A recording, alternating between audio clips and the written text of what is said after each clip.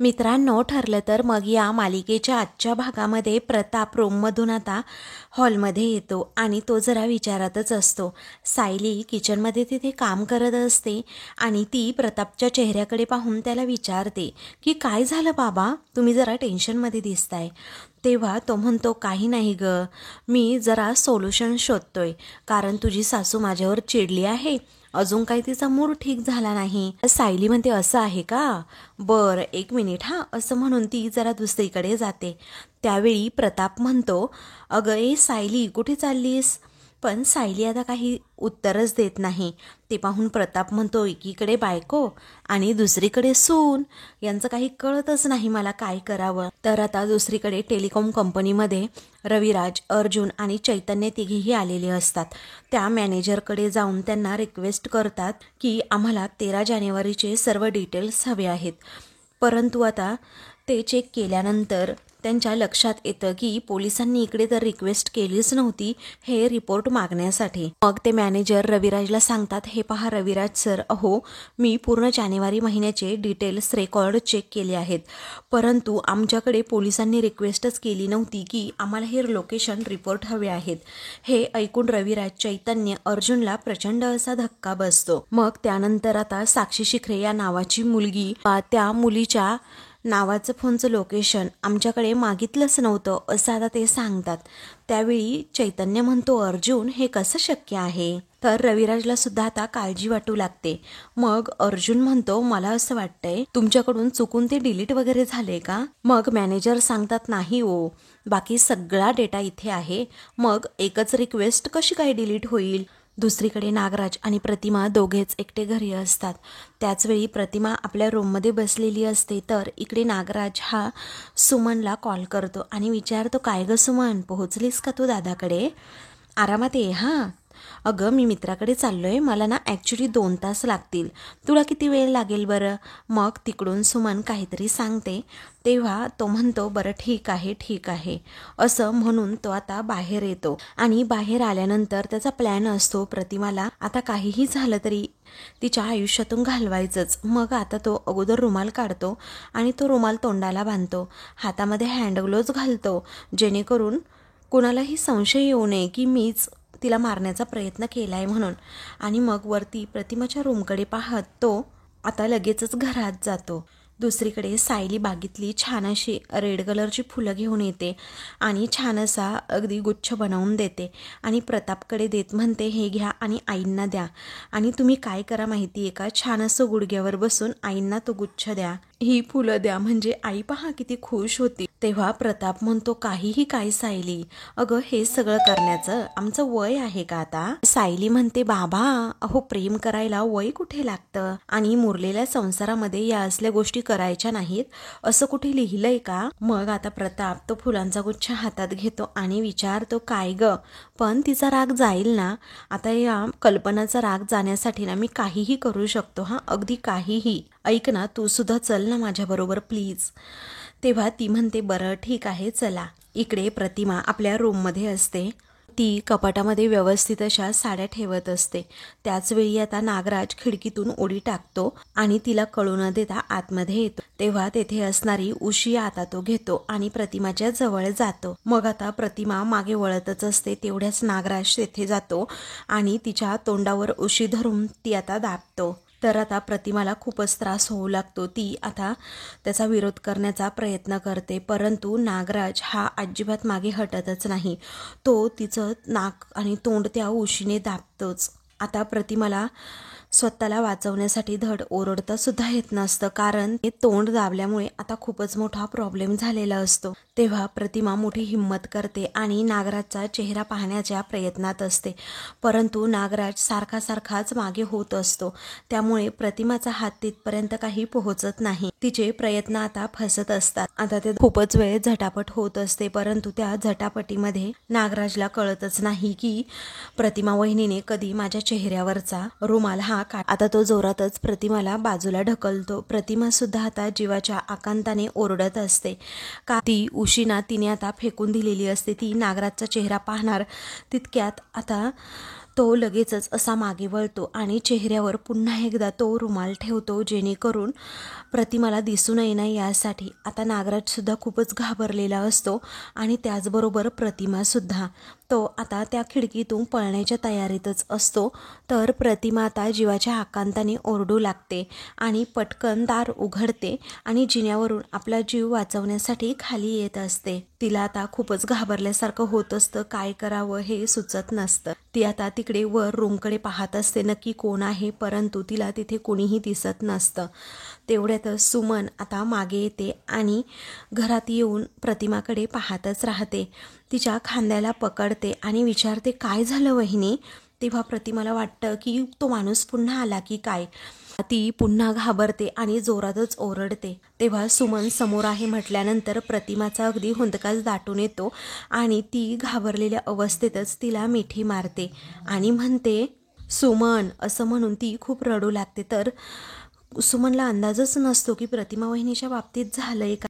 तर आता प्रतिमा खूपच घाबरलेली असते. ते पाहून सुमन विचारते, हो काय झालं वहिनी? तेव्हा ती रूमकडे सारखा इशारा करत असते. ते पाहून सुमन म्हणते, चला बरं आपण जाऊन येऊ, बघू, मला दाखवा काय झालं नक्की. असं म्हणून ती आता लगेचच सुमनला रूमकडे घेऊन जाते. मग आता सुमन सारखी सारखी विचारते, वहिनी अहो काय झालंय असं, तुम्ही एवढ्या का घाबरला आहात? चला बरं बघूयात आपण. म्हणून त्या दोघीही आता तिकडे रूमकडे जातात. तर इकडे नागराज हा बाहेर आलेला सुद्धा असतो आणि हातात असणारा हँड ग्लोव्स तो काढून टाकतो. त्याचबरोबर तोंडाला लावलेला रुमाल सुद्धा काढतो आणि तेथून धूम ठोकतो. इकडे या दोघीही रूममध्ये येतात. मग कुठे आहे कोण, असं सुमन विचारते. तेव्हा इथे असा होता तो, असं म्हणून प्रतिमा आता इकडे इशारा करत असते, परंतु तेथे या क्षणी तर कुणीच नसतं.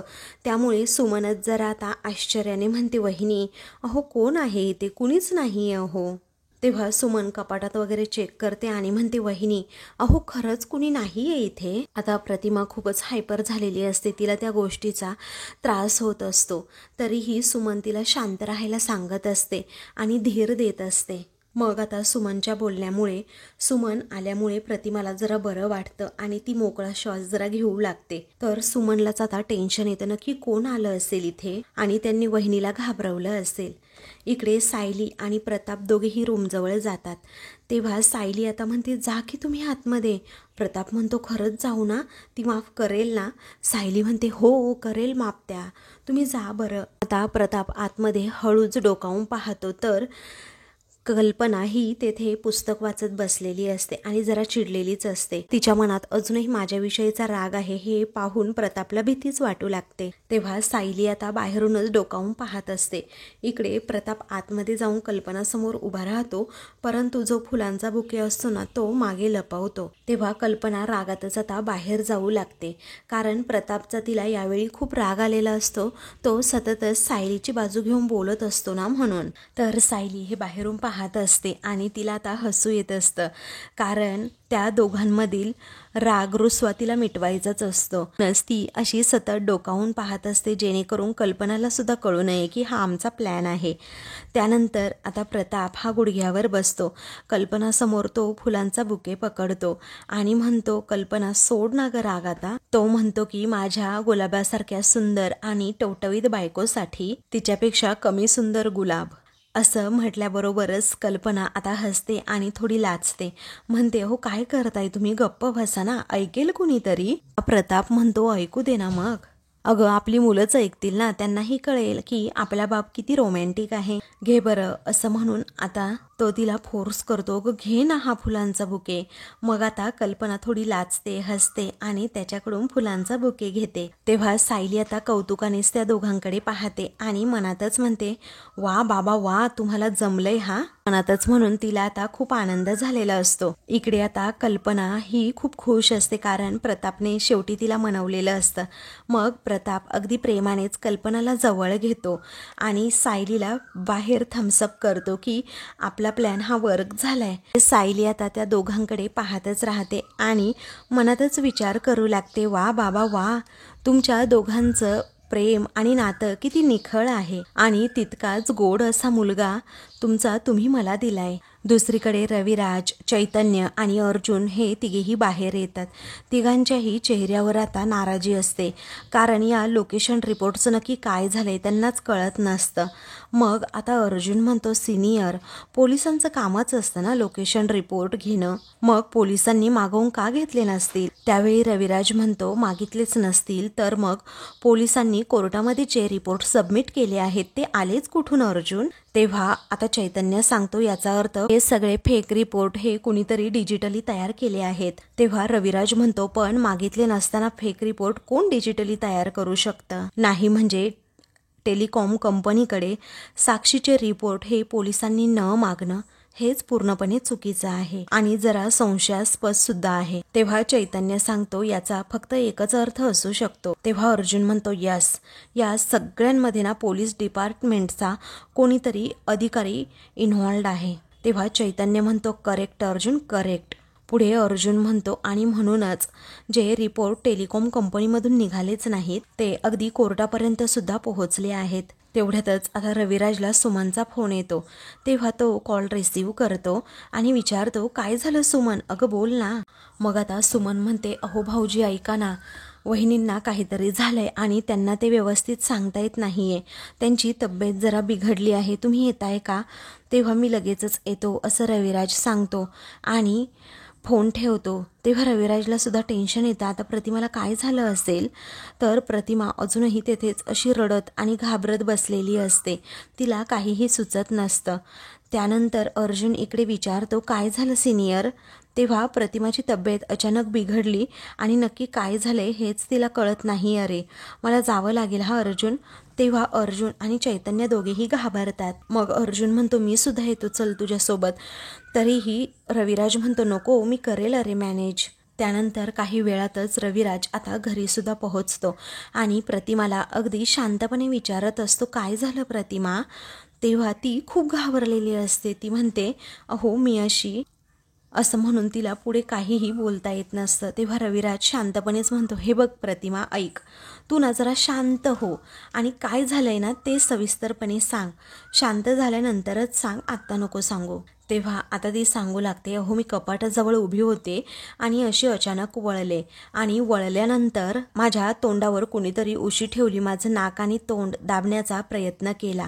असं ती आता सगळा तिच्या बाबतीत घडलेला प्रकार रविराज सुमनला सांगू लागते. हे सगळं सांगितल्यानंतर आता रविराजच्या तळपायाची आगच मस्तकात जाते. मग तिने असंही सांगितलेलं असतं की तो खिडकीतून पळून गेला. रविराज रागातच विचारतो, पण आपल्या खोलीमध्ये शिरून तुझ्यावर हल्ला करण्याची हिम्मत झालीच कुणाची प्रतिमा? मी आता पोलिसांना फोनच करतो. त्या हल्लेखोराच्या चेहऱ्याचं वर्णन तू करू शकशील ना प्रतिमा? असं आता रविराज विचारतो. तेव्हा प्रतिमा म्हणते, हो मी नक्कीच करू शकते. तेवढ्यातच नागराज आता तेथे येतो आणि तो फोनवर बोलत असतो की हो भेटूयात ना आपण पुन्हा कधीतरी, भेटत जाऊ असं मध्ये मध्ये. चालेल, हां ठेव फोन आता, असं म्हणून त्याच्या मित्राचा फोन तो आता ठेवतो. नागराज हा सर्वांना असंच भासवत असतो की मी काही केलंच नाही आणि मी आत्ताशी बाहेरनं आलोय. त्यावेळी सुमन विचारते, मला सांगा वहिनी, नक्की कोण होता तो हल्लेखोर? वेळी प्रतिमा आता लगेचच नागराजकडे बोट करते. ते पाहून आता नागराजला प्रचंड असा धक्का बसतो. तर सुमन आणि अगदी धक्क्यानेच प्रतिमाकडे पाहतात. नागराज आता खूपच घाबरतो आणि त्याची बोबडीच वळते. तो विचारतो, मी काय? त्यावेळी रविराज आता धक्क्यानेच म्हणतो, नागराज तसं नाही, अरे कुणीतरी आज घरात आलं आणि तोंडावरती अशी उशी दाबून तिला मारण्याचा सुद्धा प्रयत्न केला आणि हिचं असं म्हणणं आहे की तो माणूस हा तू होतास. तेव्हा नागराज आता खूपच घाबरतो आणि विचारतो, वहिनी तू हे काय बोलतीयेस? अगं मी घरात होतो का इथे?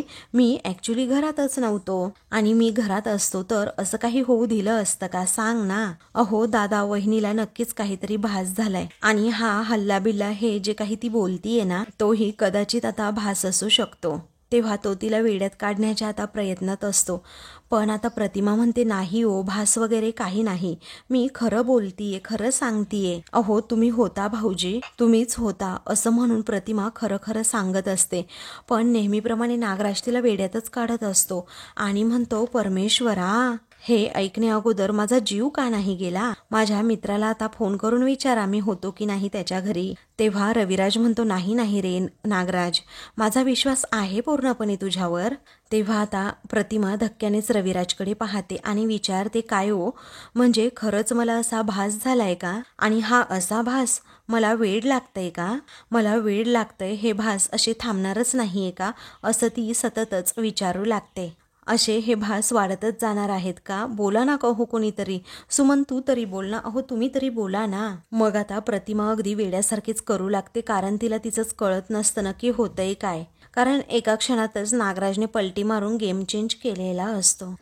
इकडे सायली कपाटाजवळ असते. तेवढ्यातच आता अर्जुन घरी येतो आणि आपली जी बॅग असते ना तो बेडवर सायलीला समजतं हे चिडले आहेत म्हटल्यानंतर यांचं काम झालं नाहीये. तेव्हा ती विचारते, काय हो काय झालं? त्या टेलिकॉम कंपनीमध्ये तुम्ही गेला होता तर काही समजलं का आपल्याला? काही पुरावे मिळालेत का? तेव्हा अर्जुन म्हणतो, आम्ही सिनियरला घेऊन त्या टेलिकॉम कंपनीमध्ये सुद्धा गेलो होतो. हा असं म्हणून तो पुढे पुढे आता सांगू लागतो की त्या मॅनेजरने सर्व डेटा चेक करूनही तो डेटा पोलिसांपर्यंत पोहोचलाच नाही असं त्यांचं म्हणणं आहे. तेव्हा सायलीच्या लक्षात या सगळ्या गोष्टी येतात. ती म्हणते, आपल्याला पुरावे अजून खोल खणावे लागणार आहेत. आता तेव्हाच काहीतरी आपल्या हाती लागेल. तेव्हा अर्जुन मात्र आता खूप चिडलेला असतो की एवढे प्रयत्न करून देखील हाती तर आज काही लागलं नाही. इकडे पूर्णाजी या रूममध्ये असतात. तेव्हा आता त्यांना व्यवस्थित बेडवरून उठता येत नसतं, कारण त्यांची कंबर ही खूप दुखत असते. तेव्हा त्याच आता विचार करतात, अरे देवा, आता मी कशी उठू बरं, कारण काठीसुद्धा माझ्याकडे नाहीये. तर दुसरीकडे प्रिया ही आता जिन्यावरून अर्जुनच्या रूमकडे चाललेली असते, अर्जुन सायलीचं गुपचूप बोलणं ऐकण्यासाठी. तेवढ्यातच पूर्णाजी आता तिला आवाज देतात, ए तन्वी, लवकर इकडे ये ग. मग आता प्रियाला खूपच राग येतो. तेव्हा ती म्हणते की टपकलीच ही म्हातारी, आता या अर्जुन सायलीचं बोलणं ऐकू की या म्हातारीला सांभाळू कळतच नाहीये. असं म्हणून ती आता पुन्हा पुन्हा अर्जुन सायलीच्या रूमकडे जाण्याच्या प्रयत्नात असते. तेव्हा पूर्णाजी पुन्हा एकदा आवाज देतात, ए तन्वी बाळा. मग आता पूर्णाजी सततच तिला आवाज देऊ लागतात. तेव्हा प्रिया वैतागते आणि म्हणते, आता जोपर्यंत मी जात नाही ना तोपर्यंत ही काही कोकलायची थांबणार नाही. तेवढ्यातच प्रिया तावातावाने पूर्णाजींकडे जाते आणि रागातच विचारते, काय ग पूर्णाजी, कशाला उगीच एवढी हाका मारतीये? आता तिचा बदललेला सूर पाहून पूर्णाजींनाच टेन्शन येतं आणि त्या आता अगदी आश्चर्याने तिच्याकडे पाहतात आणि त्यांना तिचा जरा रागसुद्धा आलेला असतो. तेव्हा प्रियाला समजतं आपण चुकीचं बोललोय. त्यामुळे ती म्हणते, नाही तसं नाही, काही काम होतं का असं विचारतीये. तेव्हा पूर्णाजी म्हणतात, हे बघ, मला जरा उठायला मदत कर, कारण माझी कंबर ना खूप दुखतीये. मग आता प्रिया तोंड वाकडं करते आणि म्हणते, चल बाय चल. असं म्हणून ती आता तिचा हात पकडते आणि उठवण्याच्या प्रयत्नात असते. तेव्हा ती खूप घाईघाई करत असते. ते पाहून पूर्णाजी म्हणतात, अगं थांब, जरा मला चप्पल तरी घालू देत. तेव्हा प्रिया आता नुसतीच हिडीस करत असते, जणू काही पूर्णाजींना अशी ओढून ओढूनच घेऊन चाललेली असते. तर त्यांची कंबर खूप दुखू लागते. ती म्हणते की अगं हळू चल ना तन्वी, असं काय करतेस? तरीही प्रिया ऐकायचं नावच घेत नाही. मग आता पूर्णाजी या स्वतःच वैतागतात, हात सोडून देतात आणि म्हणतात, ती माझी काठी दे बरं. मग आता प्रिया रागातच ती काठी अशी सरकवून घेते. तर तेथे असणारा एक लाकडी बॉक्स हा खाली पडतो आणि तो तुटूनच जातो. ते पाहून आता पूर्णाजींना प्रचंड असा धक्का बसतो. त्यामध्ये पडलेलं सामानसुद्धा आता अस्ताव्यस्त होतं. तेव्हा पूर्णाजी धक्क्यानेच त्या बॉक्सकडे पाहता प्रिया ही रागातच आता पायाने तो बॉक्स दुसरीकडे लाथाडते, मध्ये असणाऱ्या वस्तूसुद्धा दुसरीकडे सरकवते. पूर्णाजीच्या हातात काठी देत म्हणते, घे चल आता. तेव्हा रागातच त्या विचारतात, हे काय केलंस तू तन्वी? मग आता पूर्णाजी या खूपच चिडतात आणि विचारतात, काय केलंस तू हे तन्वी? तू माझा बॉक्स पाडलास आणि उलट त्याला पाय लावतीयस, तुला कसं जमतं ग हे? असं म्हणून त्या प्रचंड भडकतात. मग आता ती वैतागते आणि म्हणते, काय ग, पाय कुठे लावलाय, मी फक्त बाजूला केलं ते, आणि आता तुला हात देऊ की या जुन्या फालतू गोष्टी सावरत राहू? मग आता पूर्णाजी रागातच म्हणतात, अगं हा बॉक्स ना मला यांनी दिला होता माझ्या वाढदिवसाच्या दिवशी. इतकी वर्ष मी तो जपून ठेवला होता. तेव्हा प्रिया उद्धटपणाने विचारते, या जुन्या गोष्टी तरी तुला का जपून ठेवायच्या असतात ना पूर्णाजी, मला तेच कळत नाही. अगं इतका तकलादू बॉक्स होता, तो कधीच फेकून द्यायला हवा होतास. तेव्हा पूर्णाजींच्या तळपायाची आग मस्तकात जाते. त्या म्हणतात, तन्वी तोंड सांभाळून बोल. अगं तुला वस्तूंची किंमत कळत नाही आणि माणसांची तर त्याहूनही नाही. तेवढ्यातच आता तिथे कल्पना, प्रताप, अर्जुन आणि सायली हे सर्वजण येतात. आणि काय झालं पूर्णाजी, असं अर्जुन विचारतो. तेव्हा तो पडलेला बॉक्स पाहत प्रताप विचारतो, पूर्णाई हा तुला बाबांनी दिलेला बॉक्स होता ना? तेव्हा सर्वजण त्या बॉक्सकडे आता पाहत राहतात, कारण तो तुटलेला असतो. तेव्हा कल्पनाला आता जबरदस्त असा धक्काच बसतो आणि ती आश्चर्याने आता त्या बॉक्सकडे पाहते. तेव्हा पूर्णाजी रागातच म्हणतात, या तन्वीने पाडला ना, आणि वर त्या बॉक्सला पाय सुद्धा लावतीये आणि वर म्हणतीये इतक्या जुनाट वस्तू ठेवायच्या कशाला. तेव्हा रागातच कल्पना म्हणते, तन्वी अगं हा बॉक्स ना पूर्णाईंच्याकरिता खूप अनमोल आहे. त्या हा बॉक्स सतत त्यांच्या डोळ्याच्या समोर ठेवायच्या. तेव्हा प्रिया म्हणते, अगं आई तो चुकून पडलाय ना बॉक्स माझ्याकडनं. आता या फालतू आणि जुन्या बॉक्ससाठी तुम्ही तुमच्या सुनेला ऐकवणार आहात का? बस आता हेच ऐकायचं होतं, असं म्हणून ती रागातच तेथून जाते. प्रियाचं उद्धट वागणं, बोलणं अजिबात तिथे कुणाला पटत नसतं. तेव्हा सायलीला मात्र खूप राग येतो. त्यावेळी पूर्णाजी रडतच विचारतात, या मुलीला नात्याचं मोल कसं कळत नाही, असं म्हणून ते आता खूप रडू लागतात. कल्पना पूर्णाजींना समजावते. तेव्हा सायली पुढे जाते, तो बॉक्स उचलते आणि त्यामध्ये असणाऱ्या सर्व वस्तू सुद्धा. त्यानंतर तो बॉक्स घेऊन सायली आता बाहेर जाते. अर्जुन पूर्णाजींना शांत राहायला सांगतो. त्या रडतच म्हणतात, हा बॉक्स म्हणजे यांची आठवण होती अरे अर्जुन. त्यानंतर सायली आपल्या रूमकडे निघालेली असताना तिथे प्रिया हॉलमध्ये असते. त्यावेळी सायली रागातच तिच्याकडे जाते आणि विचारते, काय ग, घरातील सगळ्यांना तुझं वागणं खटकत होतं, पण आता तुझं हे वागणं ना अति होत चाललंय. सर्वांना त्याचा त्रास होतोय, तुला काहीच वाटत नाही का?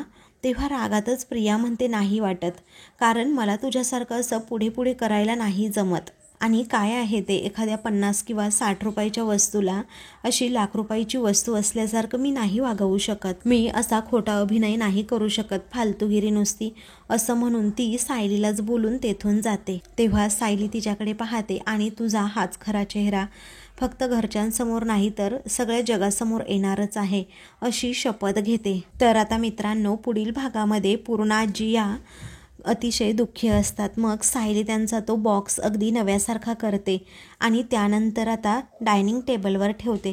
दुसऱ्या दिवशी जेव्हा सर्वजण नाश्त्यासाठी येतात तेव्हा त्या तो बॉक्स पाहतात आणि म्हणतात, खरंच हा बॉक्स अगदी नव्यासारखा झालाय. तेव्हा सायली विचारते, तुम्हाला आवडला?